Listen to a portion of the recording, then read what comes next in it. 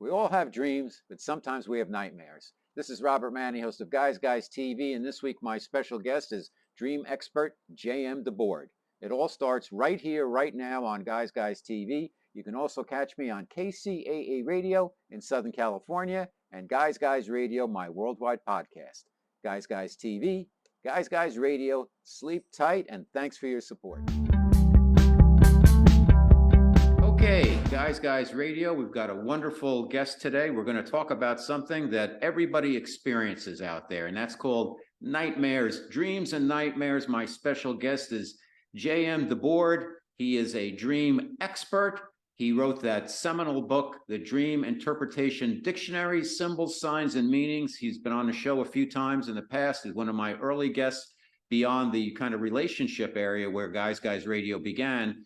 And I wanted to get JM back here because he's got a new book, and it's called Nightmares, Your Guide to Interpreting Your Darkest Dreams. And we've all had those. I remember as a kid, I had a dream about there was this small entity. It was like a little human being, but he was an adult, but he was small, and he looked like Alfred E. Newman from Mad Magazine. And he would jump up on me in bed and start choking me. And it paralyzed me with fear. And I had that dream about 3 or 4 times, and I told my parents about it.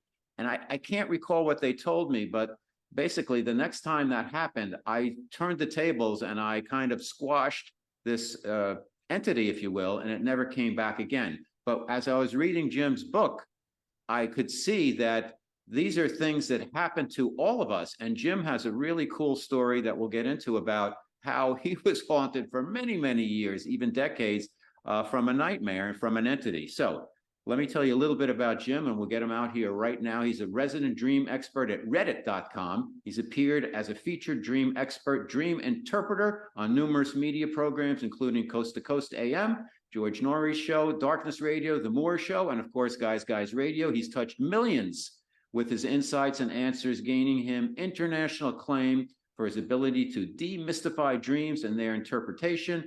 He's a cool guy. He's coming to us from Arizona. Welcome back to Guys Radio, Jim DeBord. How are you, Jim?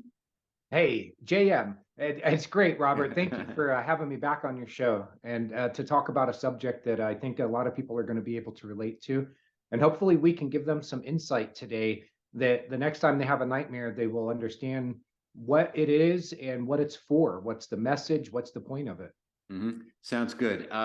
Let's start with dreams, just for the benefit of everybody out there, just to get a level set. What exactly are dreams and why are they important, JM? The definition of a dream, it ranges from sleep mentation, thought processes that are happening as you're asleep. You'll see that in like the psychiatry of dreams, very simple definition. A dream, you could also think of a dream as an experience that you are giving yourself, like a virtual reality that you're creating, which I take that approach probably more than any other. And then there's also a very simple way of understanding it. When I talk with children about their dreams, they say, well, what's a dream? And I say, well, a dream is like make-believe. It's your imagination running freely as you're asleep, and you're making believe that you're having this experience. It's all happening inside your mind, but you're experiencing it throughout your whole system as if it's really happening. And it's like children playing make-believe. Mm-hmm. I think it's important to understand the spectrum of dreaming because it's not just one thing.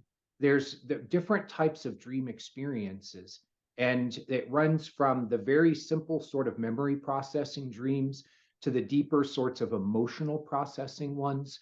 And then you can get into experiential dreams that seem to tie in with the nature of consciousness itself and why we are alive having this experience, this physical and personal experience of life. So dreaming is a spectrum of experience.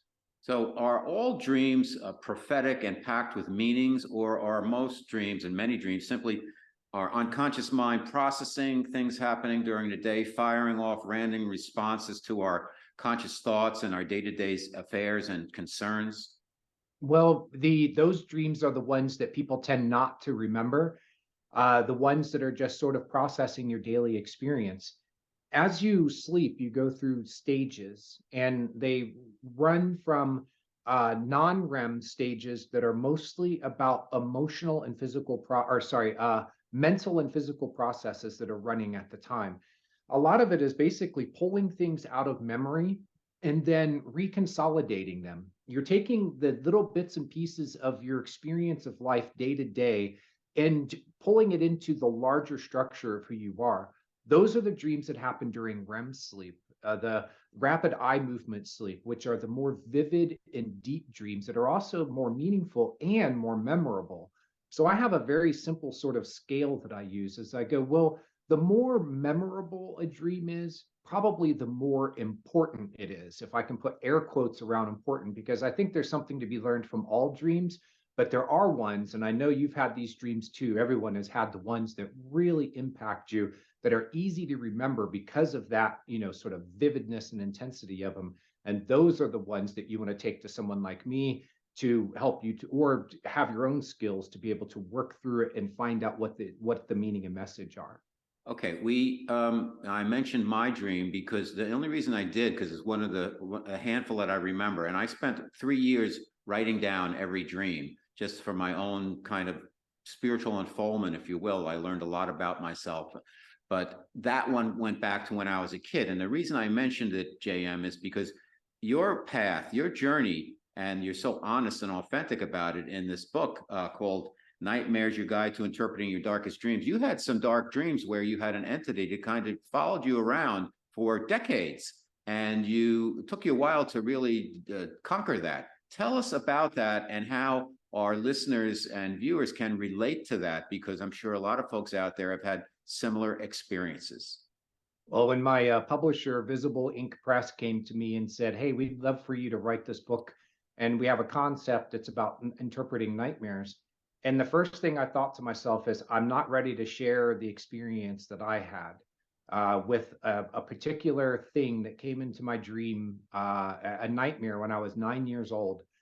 And to make a long story short about that dream, is it was this undead man. He was alive, but he looked like he was dead. He was kind of like a Freddy Krueger kind of looking guy, skin all craggly. He actually looked a lot like the Dark Lord from Star Wars, although that movie had just come out and it was the late 1970s. I hadn't even, nothing from my memory to pull from to create this image of this man who was just maniacally chasing me around my neighborhood.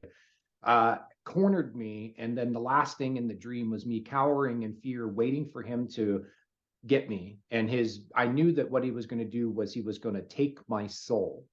As a kid that age, at 9 years old, I didn't even know what a soul was. That's a big concept for a 9-year-old. It is, and that was one of the weird things about that dream that stuck with me. Was it made me, as my young mind, start to wrap itself around things that were very distinctly adult subjects. So I continued having him in my nightmares. I had an experience with a dream analyst where they put me under a regression process to analyze that dream. And it turned really unstable and dark, and he pulled me out of it. And I was in 7th grade at the time, and I just kind of bounced back and went on with my life.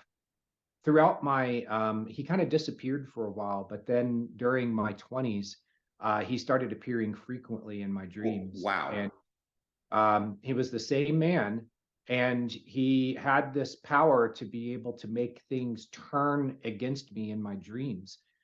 He could kidnap me. He could send funnel clouds. He could turn environments dark and black. He could show up as like a shadowy presence, just full of evil. So I struggled with those nightmares. And I learned dream interpretation techniques during my 20s, and I started gaining the power to be able to become aware of these dreams as I was having them, and then be able to respond. Kind of like in your dream, when you dealt with that creature, you finally said, well, I'm going to be proactive. I'm going to fight back. And that's what I did one night in a dream. He sent his minions to come and to kidnap me off a street. And I said, no, take me to him. I'm ready for the final battle. And there he was in this office tower, and he was in this glass coffin in the middle of a huge room, and he was just laying there like a vampire. And I came up and I just was filled with, just the sight of him filled me with rage. And I started to choke him. And he just looked at me and I could hear his laughter in my mind because he was getting me to feed off my anger. So what I discovered over time was that this man was a challenge to me to become a better human than I would have been otherwise. I call nightmares a calling to greatness, and this comes from my experience and others that I've helped people understand their, recurring nightmares. That some of them, I mean, some of them are this sort of existential challenge for you to face the big thing in your life and to it's kind of a do or die situation. It's the same way that we create special forces soldiers. We put them through these boot camp and extensive training where we put them in circumstances where it's do or die. And some of them don't make the cut and they end up on, broken. And some of them do make the cut and they become super soldiers or saints. It's the same idea. They endure these incredible ordeals. I finally ended up in a shaman's office in my late 30s after getting a referral to this guy. His name is Steve Rogat, and he took me on a shamanic journey to find out what this man really was. And we ended up in call it kind of a trans-dimensional space where I confronted him. I found out that he was a real thing, at least energetically, that he was real. He had an independent existence. He wasn't just existing in my own mind. Although I still wonder whether or not that wasn't created by me, and the incredible amount of energy that I put into him made him real in a way. I can't tell you objectively whether or not he was real, but we did have a final battle where we sent him into the light. The Eye of Providence appeared above my head. I mean, it was the most intense experience of my life. Was that And, through a dream? Did you have was that through hypnosis or it, meditation or with a dream, JM? Well, it was a shamanic, some people call it shamanic journeying. I had a shamanic practitioner who was there who led me into, he was, there was the sound of the beating drum. He created a ritual atmosphere in his office, and he had all these, he's an energy worker. He's a counselor. He's a professional counselor by day, but he's also a shamanic practitioner, and he's been doing it for decades. And he basically created space for us to be able to go deep. For me, I would call it into trance. It was like a trance hypnosis, but I was still connected to the physical reality. On the one hand, I knew I was in his office in a physical space. Another part of me went to another space that was a sort of a mental, spiritual space, and that's where we had the confrontation with him and sent him into the light. And it turned out, Robert, that I had been preparing for this for the previous 20 years with my mentor, who talked with me a lot about the mythology of the Star Wars series and how Luke Skywalker's weakness is his anger, which also comes out in the later movies, or the prequel movies. The anger is the way that the dark side gets to you, and forgiveness is the antidote for anger. And he actually prepared me for that moment, because by forgiving this man for all the damage that he'd done to me and to members of my extended family and my ancestors, turned out he'd been around for a long time. By forgiving him of that, it was able to free us from all of that and allow the light to receive him. I say send him into the light like there's a land a knockout blow, but this is something that comes from the heart, and that's not, you don't fight with your fists. You fight with your heart, and allowing things to be able to let go and for those natural processes to run. So amazing story, absolutely amazing, and congratulations on your working through it and being open to the work you needed to do there. My special guest on Guys Radio, JM DeBord. We're talking about his new book, Nightmares: Your Guide to Interpreting Your Darkest Dreams, and certainly that was a series of dark dreams. Do you find, JM, when you're talking to other people and helping them out, that they have similar experiences, or was yours?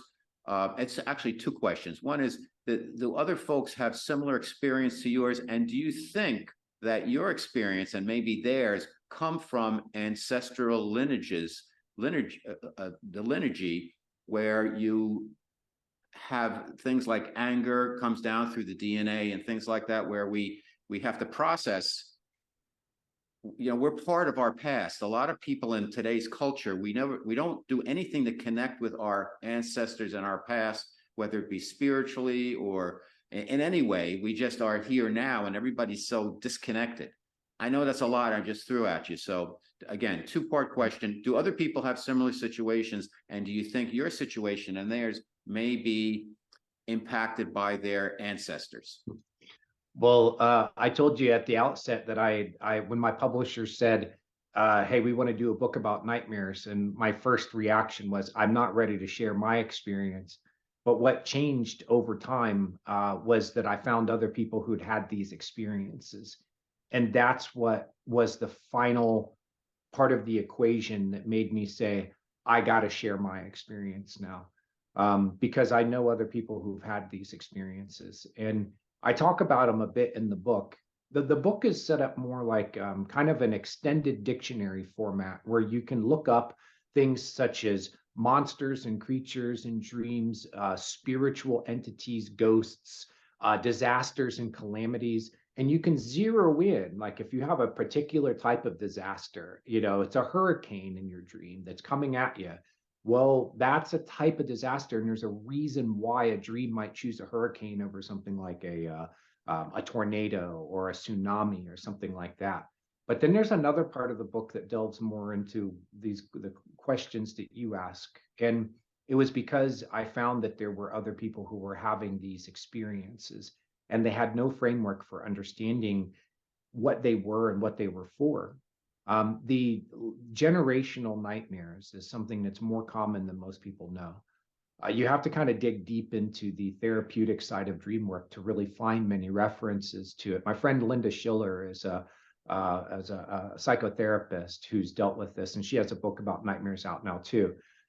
She approaches it from the therapeutic side, but she also talks about this sort of the incredibly energetic experiences of violence, systematic sorts of things like genocide, but warfare too. It creates individual experiences that are very traumatic, and it also creates group experiences, family experiences. Your ancestors might have experienced things that were incredibly violent, traumatic, and energetic that have carried down to you, and you experience them as if you are them.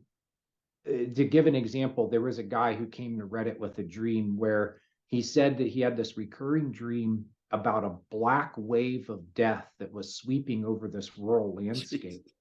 And he said that he was standing, he kind of recognized he's with these people and he's in a kind of a village atmosphere.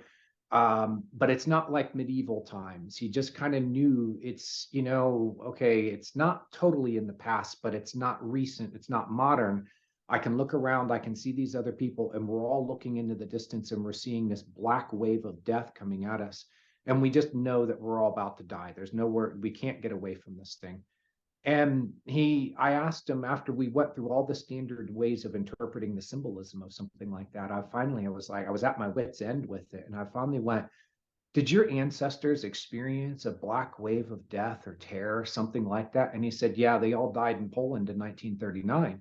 And I was like, wow. I was like, do you think that black wave of death could be the Nazi war machine? And it was just an instant click for him. He's like, that's what I've been experiencing. And he didn't have a frame of reference though for it to understand that he was actually reliving the terror of his ancestors. So because I've run across so many people who have these types of dreams, nightmares, and they don't know what to do with them, they can't interpret them, they seek help and they generally don't find it, I knew that I had to include this as a major feature of my book. Amazing. Just a few questions, JM, about just dreams in general, a couple of baseline for our listeners out there. Do you find, because you're such an expert, black and white or color? Do most people dream in black and white or color? I dream in color exclusively. Yeah. I've never had a black and white dream. And I've heard that a lot of people dream in black and white.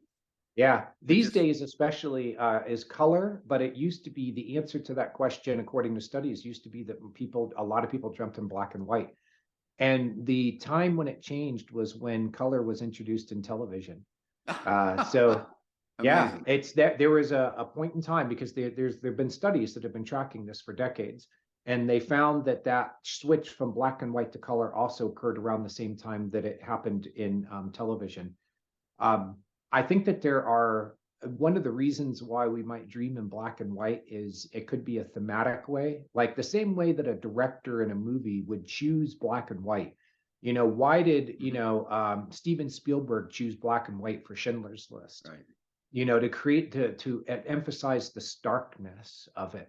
Whereas you might have a movie like Transformers that's, very vividly colorful. And Hmm. there's a reason why, a director or producer would choose color over black and white or vice versa. And the same way you approach your dreams, thinking of why decisions were made, because there is a whole movie staff, production crew that's in the background of your mind that's making these decisions about where to set the scenes, about what characters to put in them, the actions to play out, the symbols and objects and things to put in it, the way that things are colored, the tone and the atmosphere.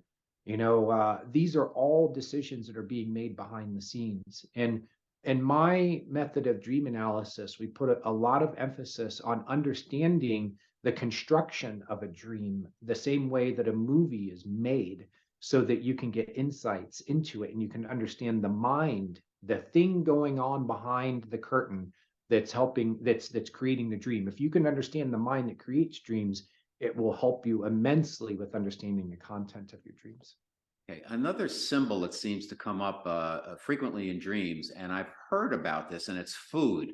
My spiritual unfoldment teacher told me be very careful about taking in food when you're dreaming because it could be entities trying to put something in you or whatever. What is your sense, and what have you learned, and what do you teach about the role of food in dreams and Well, the consumption? first thing is that the body has it communicates to you a lot during dreams.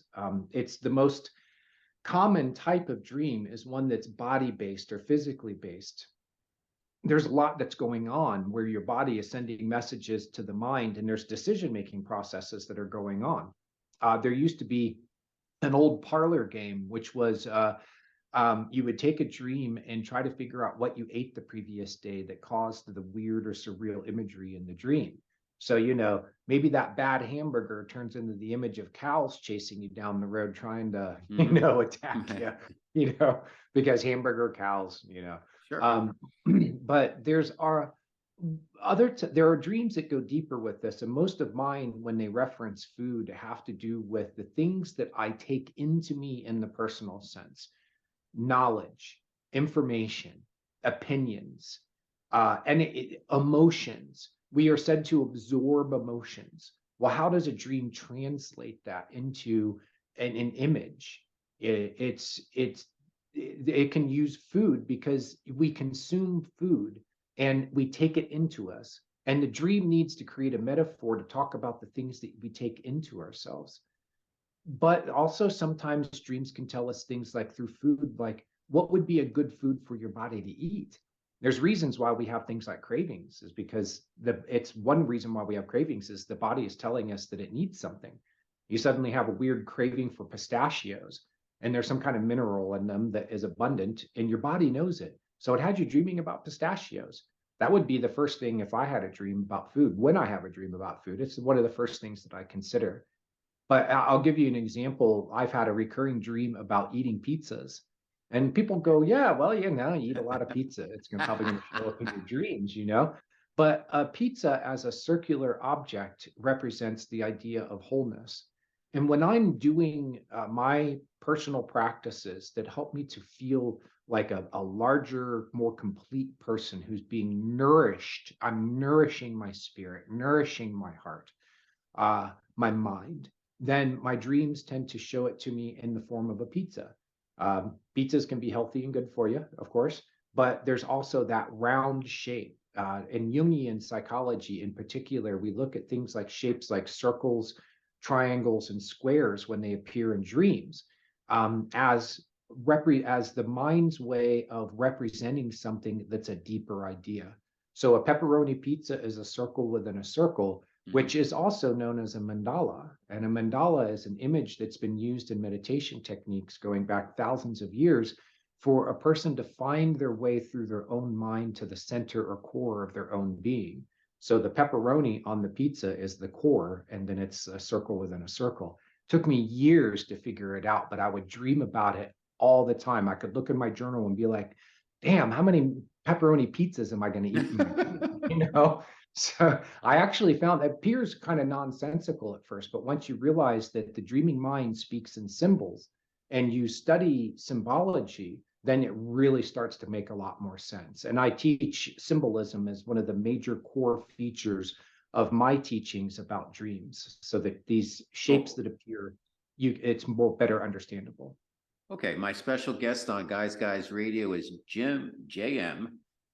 DeBord, Nightmares, Your Guide to Interpreting Your Darkest Dreams. JM, you break the book into 4 core areas: monsters, violence, disasters, and illnesses, amongst other things, but those are 4 sections, if you will, in the book, and there's a lot of subsections within them. How did you determine, which categories to build into this book? Through experience with my own dreams, and especially as a moderator at Reddit Dreams. A lot of people won't know what Reddit Dreams is. Go to dreams.reddit.com. Reddit, very large social media site. So a lot of people know about that, but they maybe don't know that we have the most popular online home for dream sharing is at Reddit, and it's r/dreams in Reddit speak. That's how we would call it our dreams. And I've been a moderator there. I've been a member of the community since 2009. I've been a moderator since 2012, and I've been leading the community since about 2013 or 14. So we're adding up 14 years here of experience with seeing thousands and thousands of dreams, going through the content of them, working with people on them, and then seeing where we go from there. It's been my training ground, and it's also my place where I can funnel my teaching into and see how it feeds back to me. And part of that feedback was, what do people dream about when they have nightmares? You know, for some people, monsters are frequent. They'll dream about vampires and werewolves and the classic sort of movie monsters. But for other people, that might never appear in a dream or a nightmare for them. And they might dream about something just like a black shadow or something like that, that it's not a real distinguishable thing. So I wanted to take what were the most common symbols from dreams, classify and group them, and then basically run through them one by one and show you how if I was working with someone at Reddit or as a client in dream work, you know, in a more one-on-one type of setting, how would I approach helping them to understand their dream? That's one of the big tricky things about helping people with their dreams is I'm not here to interpret your dream. I'm here to help you interpret your own dream. I need to give you the information to help you to work through it yourself. So that's the approach I take in the book. This is basically condensing down, 13, 14 years of online interaction plus 20 some years of study before I ever went public with this stuff. And I'm condensing it down and making it very easily accessible in the book.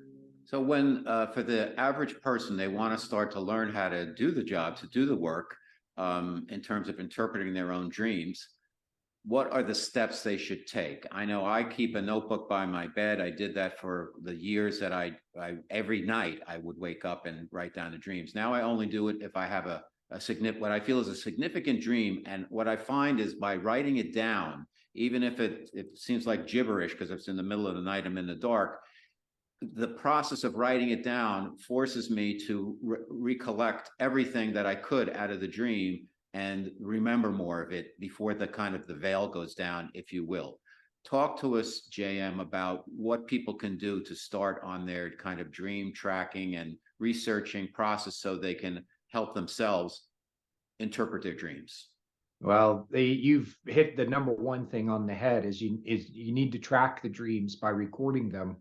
You can write it down like I do. I have notebooks full of dreams that I've collected over the years.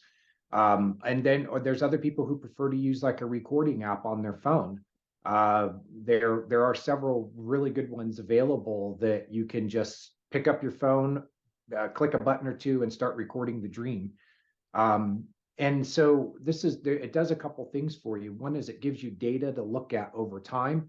It helps you to better recollect the dream or recollect, which I kind of like that idea. You're recollecting it. You're pulling the pieces back together again as you write it down. That's a very therapeutic process that can happen. You don't even have to understand the content of the dream. Simply working on it in that way is very valuable.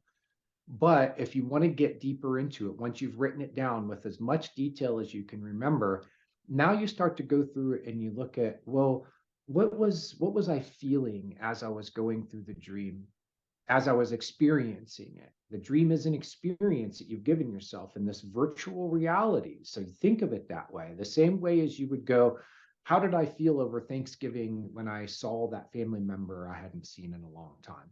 Your dream translates it into seeing an old friend. It doesn't show it directly, but it's taking the feelings and it's making connections between them. So you can really feel your way through a dream, and you don't necessarily have to get deep into analysis. But then if you want to start using some deeper tools, I teach that in my book too. One is to translate symbolism. Symbolism is a language of stringing together symbols and putting them into a context. The context is the scene that's set. You're thinking of it as a movie. This is a movie set. There's a stage, there's action that plays out, and you want to be able to understand it. Well, there's been choices that have been made about all of that. The particular setting that you're in is a choice that's been made. The characters that are there and the roles that they are given, again, choices that are made behind the scenes to help you to have an experience. So you can go through that piece by piece and step by step. I want to mention to your viewers and listeners, I have a website, dreams123.com, that is an entire book that I was going to publish, and it just didn't fit with what was going on at the time. So I decided, I got all this content, I have this domain, let's put it all there. And I can teach you my 3 simple facts and 3 simple steps about dream interpretation. It'll take you about 15 minutes to be able to kind of wrap your mind around my process and then start up using it. You can wake up tomorrow and have a systematic step-by-step process for interpreting your dreams. Now, it's not to say that you're going to be able to learn everything about the dream right off the bat. I find that a lot of dreams take time and you have to continue to work with them. So, Robert, the thing that I would add to what you've been doing already is I would say periodically go back and review your dream journal, because time has passed enough for you to maybe be able to understand a dream better than you did before. And here's the most important thing that I teach. You know what your dreams mean already. And the reason why is because you created your dreams. It's unconscious, it's subconscious, it's deep down in the mind, but it's still happening within your own mind. It is information and knowledge that is accessible to you if you can get deeper than the surface level and go down in there and pull up what is going on behind the scenes that is actually part of this creation process of the dream. Subconsciously, you know what your dreams mean. So now when you interpret a dream, what it means is that you are trying to remember what you already know. It's like when a word is on the tip of your tongue and you're like, oh, what was that? Or that person I saw, who was a part of a memory, and I'm trying to pick up their name, and you're going, well, what was that? It's kind of the same process with a dream. You're going, what did I really intend by this? What was the message I was trying to send myself? And you're going deep within yourself to try to pull it up. So you're trying to remember something that you do already know. Very important distinction. Fantastic advice, because you're really, what we want to do is be enabled so we can interpret our own dreams, because we can't be coming to you all the time, JM. So thank you. You're providing the tools for us. Yeah. So there's a fine line, it seems like there's a fine line between a dream and a nightmare. And your book is about nightmares, and a lot of it is about symbolism and there's actually physical manifestations of monsters and aliens and goblins and all kinds of stuff like that. But sometimes we have dreams that are kind of borderline. They instigate fear in us, but they might not be a classical nightmare. For instance, we're being chased or we die in a dream. And I think those are pretty common. What do they mean directionally, Jay? I'm understanding that every dream is different for every person in terms of meaning. Well, and thank you for pointing that out, because every dream is different, and you can have the same thing, the same imagery appear in the dreams of 10 different people, and it means 10 different things. So this is important to start off with that understanding. But there are certain meanings that kind of run through from dream to dream, from person to person, that will have commonalities. And one of them is like the chase dream. The first thing that I go to in my own mind is, if there's a dream about being chased, I ask, what won't you face? What's the thing that has you on the run that is, you just can't deal with it? So there's other things, like it could be a nightmare for you. It's a subjective experience. And if you say it's a nightmare, then that means that there was a real energetic and emotional charge to it. Whereas somebody else could dream about being chased by a balloon, and it means something very different than being chased by a black shadow or a tornado or something like that. The dream is choosing the imagery based on the subjective level of emotion. In some cases, you might say it's fear. A lot of nightmares, it's the fear that's chasing you. Do you have a fear of embarrassment, fear of facing the thing that you did in the past that you refuse to think about, fear of pursuing the things that you really want? That is a big one that appears a lot in dreams. It takes a dark form, a fearful thing in the dream, but it's just an image wrapped over an idea. And it's subjectively portrayed to you. So for one person who's not pursuing their dreams, and it's not something that's not charged with emotion, that could be something like there's a dog following them in a dream. But for another person who's really charged up because of this, that could be something like the worst monster you've ever seen, and it's pursuing them relentlessly. There's a lot of subjectivity to the way that dreams portray things. So we had chase, and what was the second one, Robert? Death, Oh, dying in a dream. And that's a big yeah. one, because that could be a number, that could be, I guess, the death of an emotion or this or that, or it doesn't have to be, if you see yourself dying or feel yourself dying in a dream, it could be different than seeing somebody else deceased or whatever. But Yeah. death is a concept. What's your take on that from a broad stroke perspective? Obviously, I tell you, boy, there's a lot of people at Reddit who perking up right now at Reddit Dreams because they've died a lot in their dreams. And it usually indicates that this is the most common meaning that I found behind those dreams, is that there is a need for a person to change, and they're not able to do it themselves.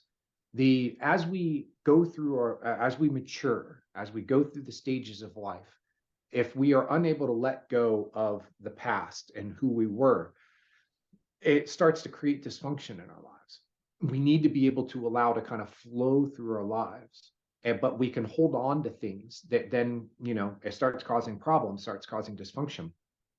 And the worse that it gets and the longer it goes on, the more intense the dreams tend to be in relation to it.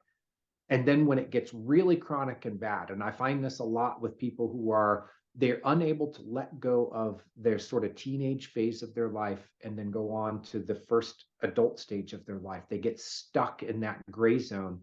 And the longer that they're there, the more intense their dreams will be. And they will have dreams where they are straight up executed.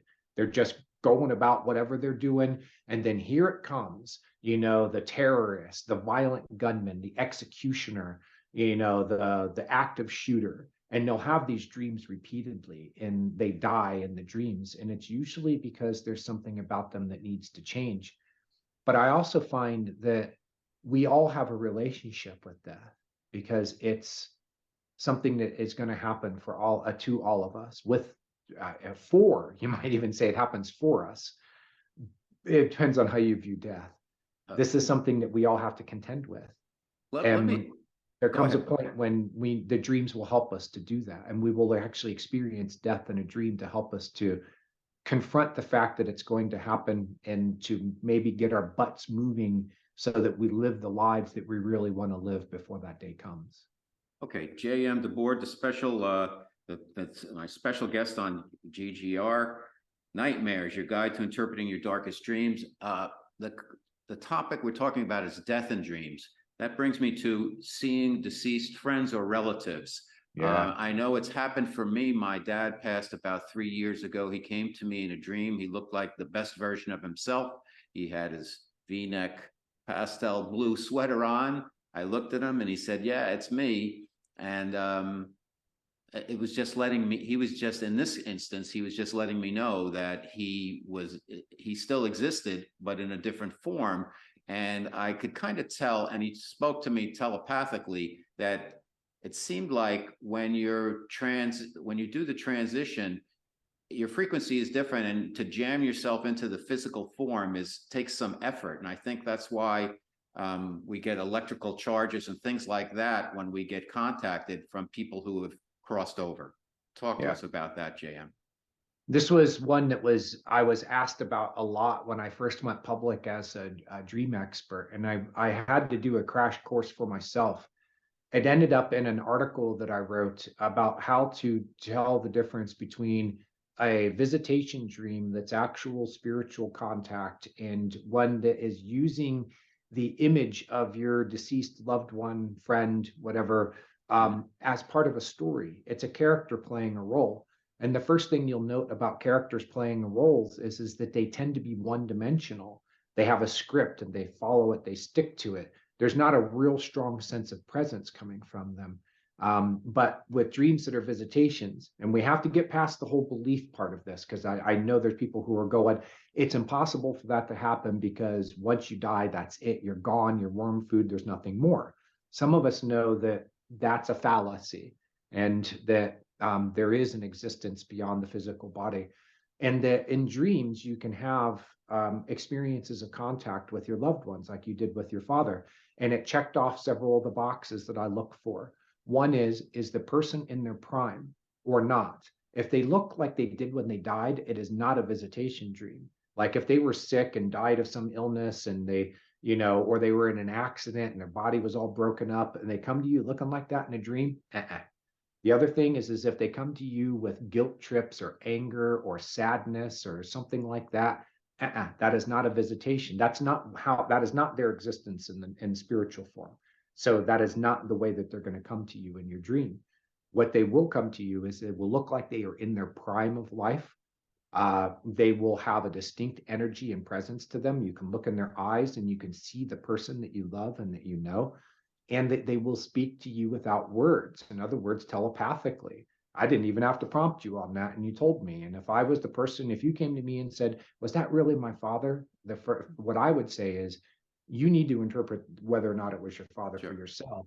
But I, as a dream interpreter, can tell you that it checks a lot of the boxes, the dreams that are actual visitation, spiritual presence, as opposed to a dream that's just kind of a story, a drama that's working through issues related to the loss of that person in your life.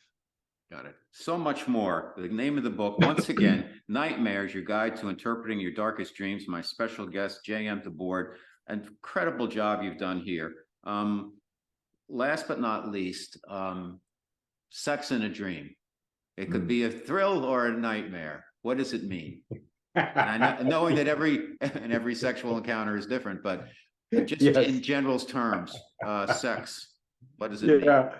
I'm picturing some of the posts that I see at Reddit Dreams sometimes, where people have these very unusual, something like incest in a dream, and they're just totally grossed out by it. And so as you're, I'm like, sex in a dream, well, it can kind of run the gamut. Here's the first thing that I tell people how to approach a dream like this is that one is that dreams can act as simulations for you. So they are basically, it's a love scene or it's a sex scene, but think of it as a movie. It's been set up, the scene is set up. There's the place where you're doing it. There's the partner or partners that you're with. And now what happens? It can help you to kind of work through things like, how does your body respond to sexual stimulation? It's how do you feel about the give and take? Can you handle being seen naked? Things like that. People might have issues that, and the dream is the perfect space to work through it because it's a simulated reality, but it's a practice space, and practice makes perfect, right? So you're actually, when you're dreaming about sex, you could actually just basically be practicing. But there are definitely deeper things going on. And when I talked about food earlier and what you take in and consume into yourself, like, it's showing you a pizza, but it's actually, the spiritual practices that you've been doing, for example, that it's becoming part of you. You're taking it into your body in the sense of your deeper body, your energy, emotional body. Think about sex. It's two bodies that are joining together. So if you could think of that as a metaphor, then what could it relate to? Well, there's ideas like if a person's influence rubs off on you, imagine how a dream could turn that into imagery. Rubbing off on you, I mean, there's kind of a sexual hint to that already, Got it. Got it. rubbing together, like a person, if you stay, that person really got inside of me. And what do you mean? Like they've had a Mhm. really deep influence on you. Got it. How does a dream visualize the idea? Mhm. Well, intercourse or other ways of things getting into a body. I mean, but the dream is putting it in a sexual context, perhaps to express ideas deeper, like, is it something that is attractive to you? Is it something that you desire and want or not? Those ideas specifically, as opposed to just using a pizza or some form of food to show what's getting into you. The dream is using sex as the theme because it expresses deeper dynamics that are going on. And by the way, Robert, we've been pitching a book about sex dreams. There's got to be a publisher out It's there. good. My agent, Lisa Hagen, I've got an incredible take on the subject, and my agent has pitched it to a bunch of different publishers, and they didn't bite on it. I've got a book about this subject that I I think love could it. be a I love it. I bestseller love it. because I love no it. one, if you want to talk about dreams with the public, start with sex dreams, and that instantly gets people's attention. You got it. You got it. J.M. DeBord, my special guest on Guys Radio. Always a pleasure. Nightmares, your guide to interpreting your darkest dreams, and so much more. You truly are a dream expert. Thank you so much for coming back to Guys Radio. We'll see you again. Tell everybody your website, and we'll take it from there. JMDEBORD, jmdebord.com. Start there. You can get to my online classes, my books, and all the different ways that we can connect. You can start there at my website. Great. All right. Thank you so much, JM. Good to see you. Good to see you too, Robert. Thanks for having me on your show. If you enjoy the guests and content I bring you each and every week to Guys Radio and Guys TV, please support us by subscribing to our channels. Thank you.